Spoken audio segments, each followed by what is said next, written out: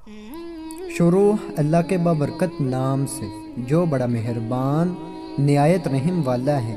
مولوی عبدالحق ایک ادھیڑ عمر شخص تھے اور پچھلے 15 سالوں سے ہمارے محلے کی مسجد میں امام تھے۔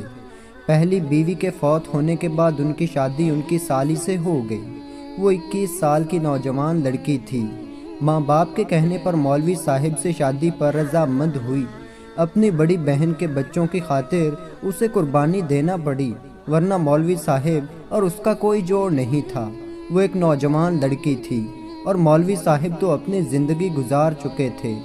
شادی کے کچھ عرصہ تک تو سب ٹھیک چل رہا تھا، لیکن پھر مولوی صاحب کے گھر اچانک لڑائی جھگڑے ہونے شروع ہو گئے۔ ہمارے بچے مولوی صاحب کے گھر پڑھنے جایا کرتے تھے اور اکثر آ کر بتایا کرتے کہ آج مولوی صاحب کے گھر بہت لڑائی ہوئی ہے۔ مولوی صاحب عائشہ باجی کو بہت ناراض ہوئے، یہاں تک کہ وہ رونے لگی۔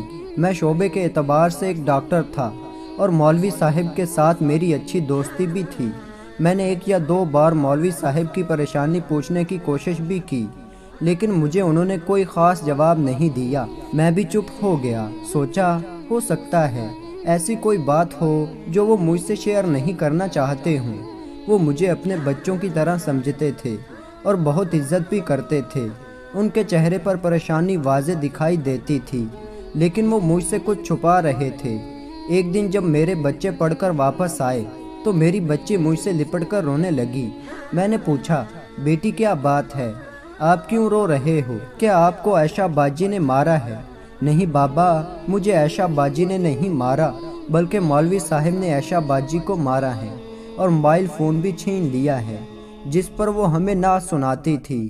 یہ سن کر میں پریشان ہو گیا اور میرے دماغ میں طرح طرح کے خیالات گھومنے لگے۔ شاید میں کسی حد تک معاملے کو سمجھ چکا تھا۔ اچھا بیٹا، آپ چپ کرو، میں آپ کو اپنے موبائل پر نعت لگا دیتا ہوں۔ میں نے جیب سے موبائل نکالا ہی تھا کہ مسجد کے مؤذن کی کال آ گئی۔ ڈاکٹر صاحب، مولوی صاحب کی طبیعت خراب ہے، جتنا جلدی ہو سکے آپ مولوی صاحب کے گھر آ جائیں۔ میں نے اسی وقت اپنا بیگ اٹھایا اور مولوی صاحب کے گھر کی طرف دوڑ پڑا۔ چیک اپ کرنے کے بعد پتہ چلا کہ مولوی صاحب کو ہارٹ اٹیک ہوا ہے۔ میں نے فوراً ایک گاڑی والے کو کال کی اور مولوی صاحب کو ایک دوست کے اسپتال لے گیا جو ہارٹ اسپیشلسٹ تھا۔ اللہ نے مولوی صاحب کو جان بخشی اور ہم 2 دن تک گھر واپس آ گئے۔ اگلے ہی دن مولوی صاحب نے مجھے گھر بلایا اور ان کی طبیعت تو بہتر تھی، مگر پریشانی ان کے چہرے پر واضح دکھائی دے رہی تھی۔ دیکھو بیٹا، تم مجھے اپنے بچوں کی طرح عزیز ہو اور میں اپنے دکھ کی بات تم سے بلا جھجک کر لیتا ہوں، لیکن اس بار بات ایسی تھی کہ میں تمہارے ساتھ چاہ کر بھی بیان نہ کر سکا۔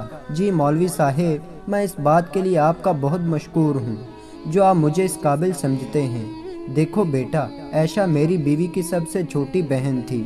اپنی بہن کے فوت ہونے کے بعد اپنے ماں باپ کے کہنے پر مجھ سے شادی کرنے پر رضامند ہوئی۔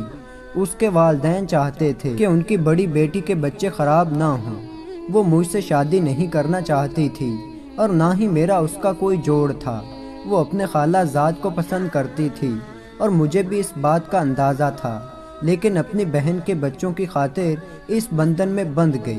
اب مسئلہ یہ ہے کہ پہلے تو اس کا خالہ زاد صرف فون پر بات کرتا تھا، جو میرے لیے ناقابل برداشت تھا، جس کی وجہ سے ہماری اکثر لڑائی بھی ہو جاتی تھی۔ لیکن کل میں عشاء کی نماز پڑھ کر جلدی سو گیا۔ اچانک آدھی رات کو میری آنکھ کھلی تو عائشہ اپنے بستر پر نہیں تھی۔ مجھے کمرے سے سرگوشی کی آواز سنائی دی۔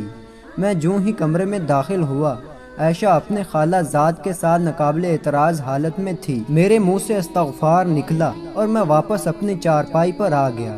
انہوں نے بھی مجھے دیکھ لیا تھا۔ فوراً ہی لڑکا تیز تیز قدموں سے باہر چلا گیا، لیکن میں اپنی عزت کی خاطر اسے کچھ بھی نہ کہہ سکا۔ عائشہ کمرے سے باہر نہیں نکلی اور نہ ہی میں دوبارہ کمرے میں گیا، لیکن میں اندر ہی اندر مر چکا تھا۔ بہرحال میں صبح فجر کی نماز پڑھ کر گھر آیا تو عائشہ بچوں کو پڑھا رہی تھی۔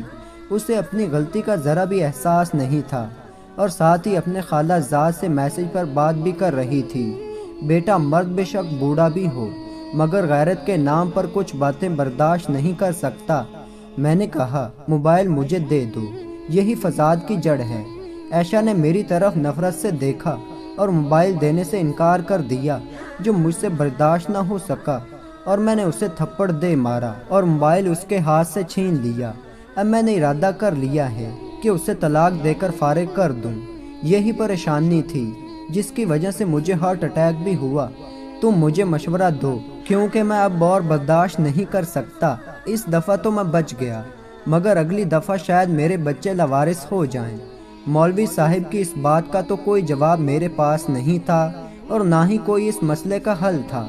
میرے خیال سے جو مولوی صاحب نے فیصلہ کیا تھا وہی ٹھیک تھا، لیکن عائشہ پر یعنی مولوی صاحب کی بیوی پر یہ نوبت کیوں آئی تھی؟ یہ کہانی لکھنے کا مقصد کیا ہے؟ یہ اس کے والدین کے غلط فیصلے کی وجہ سے آئی تھی اس پر نوبت۔ ہمارے معاشرے میں یہ بات اکثر دیکھی گئی ہے، اگر کوئی شادی شدہ عورت فوت ہو جائے تو اکثر ماں باپ بچوں کی خاطر چھوٹی بیٹی کا نکاح کروا دیتے ہیں، جو کہ بہت غلط ہے۔ ایک بیٹی تو فوت ہو جاتی ہے اور دوسری کو جیتے جی مار دیتے ہیں۔ یہ کہانی بالکل سچی کہانی ہے۔ آپ کو یہ مولوی صاحب کی بیوی کی کہانی کیسی لگی؟ ہمیں کامنٹ کر کے ضرور بتائیں۔ تو دوستو، ایسی ہی شاندار ویڈیو دیکھنے کے لیے چینل کو سبسکرائب کریں۔ تو ملتے ہیں ایسی ایک اچھی ویڈیو میں، تب تک کے لیے اللہ حافظ۔